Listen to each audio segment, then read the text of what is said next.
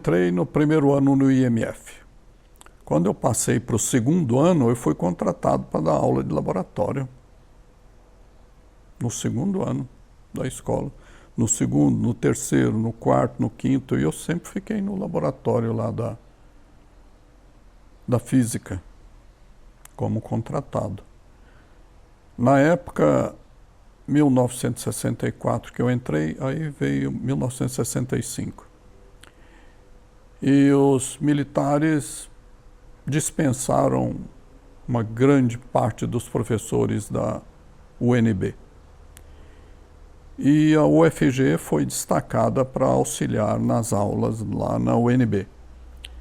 Então a escola aqui ficou com... Ou seja, normalmente a gente procurou... A escola mesmo procurou alunos dos anos... Por exemplo, alunos do terceiro ano para dar aulas no primeiro e segundo. E eu fui um desses contratados. Por causa...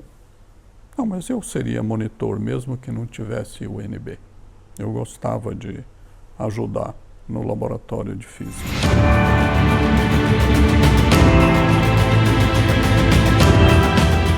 Eu não pensava em lecionar, eu não tinha assim essa clareza, né?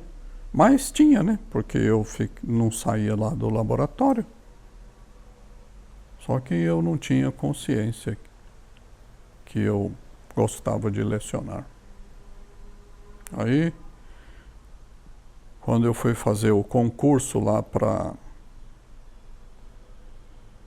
trabalhar no laboratório, uma das pessoas que me avaliou foi o Gabriel, professor Gabriel do IMF. Ótimo professor, ele era professor de mecânica. E ele me fazia perguntas que às vezes eu não dava conta de responder. Mas aí ele disse, olha, você vai ser um ótimo professor. Não tem problema não, você vai ser contratado e você vai ser um ótimo professor. Eu, opa, então tá bom. Aceitou? Aceitei. Com alegria? Sim. Valeu a pena ser professor? Sim, valeu a pena. Gostei muito. E eu não me aposentei, eu fui aposentado. Porque chegou na tal compulsória, que eu acho isso um absurdo. Você pode ser presidente da República, mas você não pode ser professor. Isso, para mim, é uma coisa fora do contexto total. Então, eu fui na compulsória, por isso que eu fui aposentado. Mas, mesmo depois que eu fui aposentado, eu continuei dando aula sem receber nada, dando aula normal. Por quê? Porque eu gostava de lecionar. Qual é a essência de ser docente? Porque tem muitas dimensões da docência, né? De ser professor. Tem a questão do status de ser professor, da inteligência, da intelectualidade. Tem a produção de novos quadros para o mercado de trabalho e seres pensantes. Então, dentro dessa dimensão e de tantas outras que eu não falei aqui, o que o senhor acha que é a essência? O que eu mais gostava é porque eu aprendia mais. Porque eu tinha que estudar para poder dar aula. Todo ano que eu ia novamente estudar para dar aula, eu via que eu agora tinha coisas que eu não sabia direito e eu aprendia quando fui lecionar. Então era a coisa que mais me deixava contente, é quando eu descobria novos caminhos na ciência. Interessante, isso pode parecer esquisito, mas isso me deixava alegre. Quando eu falava, puxa vida, isso aqui é dessa forma, isso me deixava contente. E eu pensava, eu não sabia disso, agora eu sei. Isso é o que me deixava mais contente. O professor é um eterno estudante, então. É um eterno estudante. Todo ano a gente estuda de novo para poder conduzir as aulas.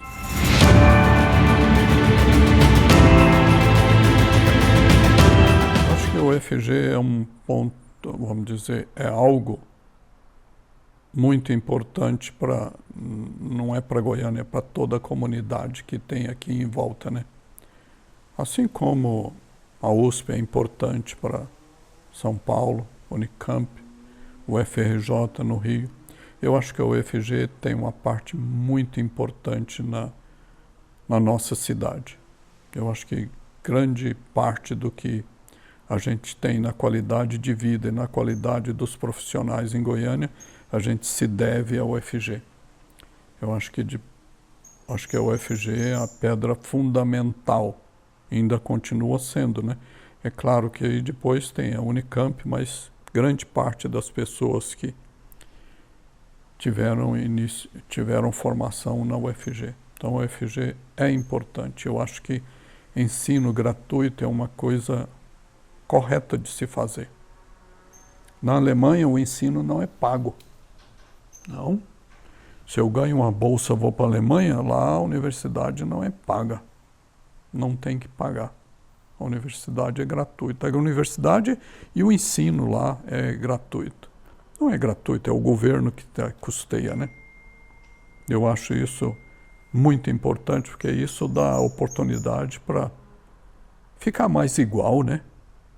Não é só pessoas que têm muito dinheiro que pode cursar uma universidade onde não tem custo.